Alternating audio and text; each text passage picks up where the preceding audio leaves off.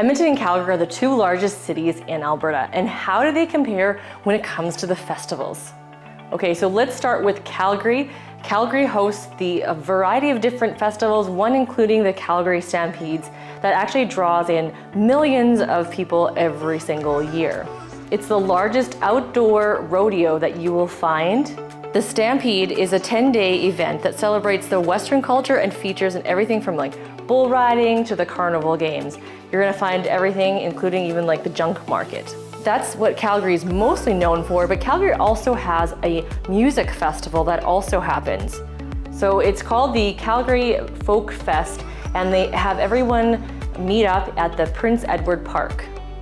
The Calgary's Folk Music Festival brings musicians from all around the world, and they all meet at the Prince Island Park. They also have a Calgary International Film Festival, and this film festival brings in, of course, cinema, movies, and also commercials, just like the one in Edmonton. So what's going on in Edmonton? Edmonton does also have an international film festival as well. And one of the most popular festivals in Edmonton is kdays. So similar to the Stampede, however, it's a smaller scale. It's 10 days also, and it has the same kind of carnival that you will find in Calgary, because they actually come between the two cities.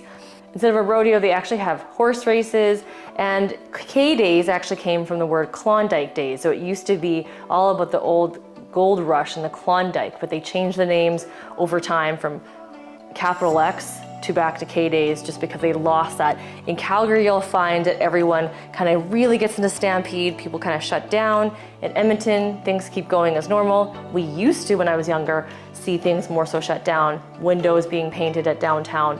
And there are still parades at both, but and people used to dress up like they did in the gold rush days in Edmonton, but you won't find that now. It's become a lot more commercialized. So Edmonton also has a folk festival that happens in Gallagher Park. So it overtakes that entire hill, and a lot of people come to it, not just who live in Edmonton. It's a great scene. It features folk, blues, and world music from around the world. And let's not forget about Edmonton International, like the Fringe Theatre. Fringe, it always happens in August, usually at the end of summer, and that has a whole bunch of different types of acting. So you've got street performers, you've got people that you can go to actual theater, there's stuff for children, there's stuff for adults, there's stuff for everybody at the Fringe, and that takes place on White Avenue. And speaking of street performers, both Edmonton and Calgary do have the Street Performers Festival as well. Edmonton also has the Heritage Festival, which is a whole bunch of different international cultures that share their food, that share their culture. It takes place in Harlech Park, and that's usually happening on the long weekend in August, and people come in from all over the place. It's really awesome because you get to try out the different things. We've gone as a family many years to be able to kind of experience the different types of food. And another food thing that Edmonton has is the Taste of Edmonton. It was started because people wanted to support restaurants and they could try different places of restaurants for a cheaper amount, but it is not cheap anymore.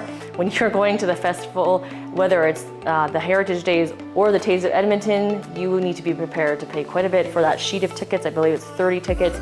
You're spending about $20 to $30 now it is, and each ticket isn't gonna get you food. The item of food is maybe 3 or 5 or 6 tickets. So you wanna be prepared. It's now become an experience more than it was for samplings like it was before. Now, I'm not from Calgary. I might have missed some festivals. I know Edmonton also has even more festivals like the Caribbean Festival, and there's so many different festivals that I haven't covered in this video.